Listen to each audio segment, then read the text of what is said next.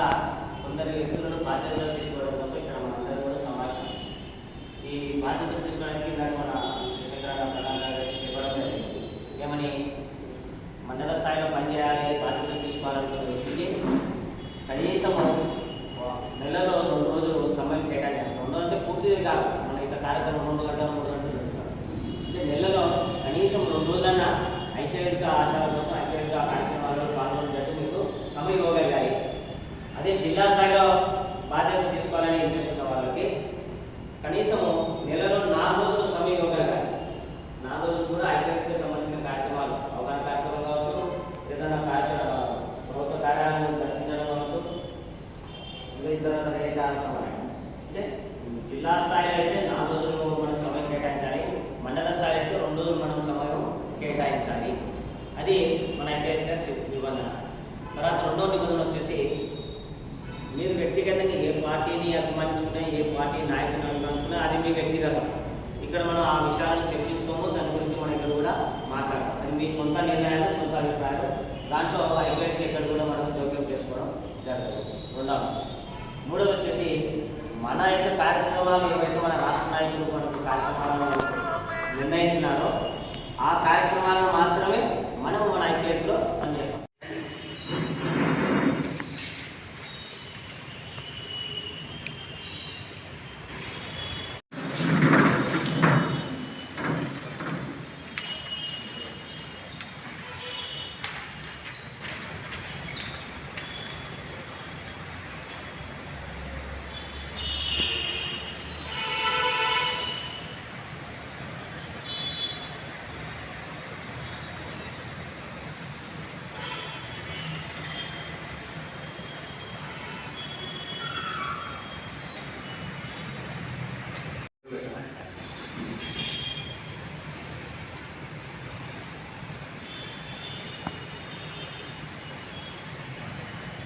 ఈరోజు ప్రజాస్వామ్య పరిరక్షణ ఐక్యవేదిక నంద్యాల జిల్లా కార్యాలయం నందు నంద్యాల పట్టణ కార్యవర్గ సమావేశానికి చేసిన మా మిత్రులందరికీ స్వాగతం సుస్వాగతం తెలుపుతూ ఈరోజు రాబో 2 సంవత్సరాలకు గాను నూతన కమిటీని ప్రజాస్వామ్యబద్ధంగా ప్రజాస్వామ్యయుతంగా ఏకగ్రీవంగా నూతన కమిటీని బాధ్యులను ఎన్నుకోవడం జరిగింది నంద్యాల పట్టణానికి.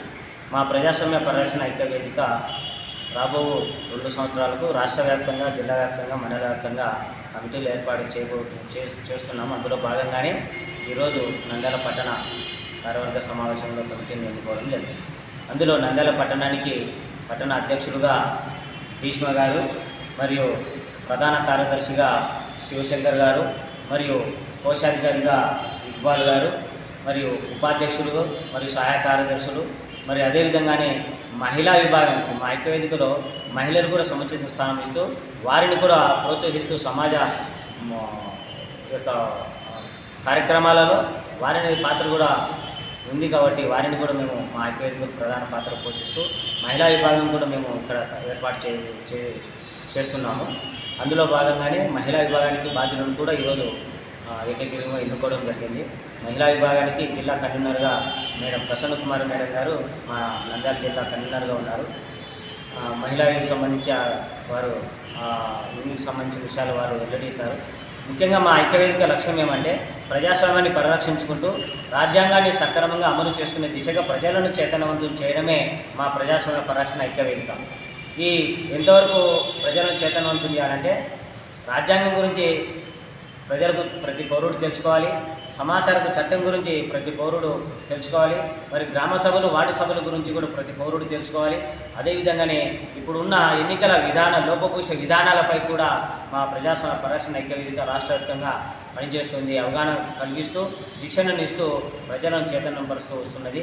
కావున మా ప్రజాస్వామ్య పరిరక్షణ ఐక్యవేదికలో ఇంకా మన నంద్యాల పట్టణానికి చెందిన పౌరులు ఎవరైనా కానీ మంచి భావజాలం కలిగి, మంచి ఆలోచన కలిగి మాతో కలిసి పనిచేయడానికి ముందుకు వస్తే వాళ్ళని కూడా మేము సభ్యులుగా చేర్చుకోవడానికి సిద్ధంగా ఉన్నాము అని తెలియజేసుకుంటున్నాను. జై హింద్. అందరికీ నమస్కారం. ఈరోజు మా ప్రజాస్వామ్య పరిరక్షణ ఐక్యవేదిక నందు నేను జిల్లా మహిళా విభాగానికి కన్వీనర్గా ఉన్నాను. ఈరోజు అలాగే నంద్యాల పట్టణానికి కూడా మహిళా విభాగాన్ని తయారు చేస్తున్నారు.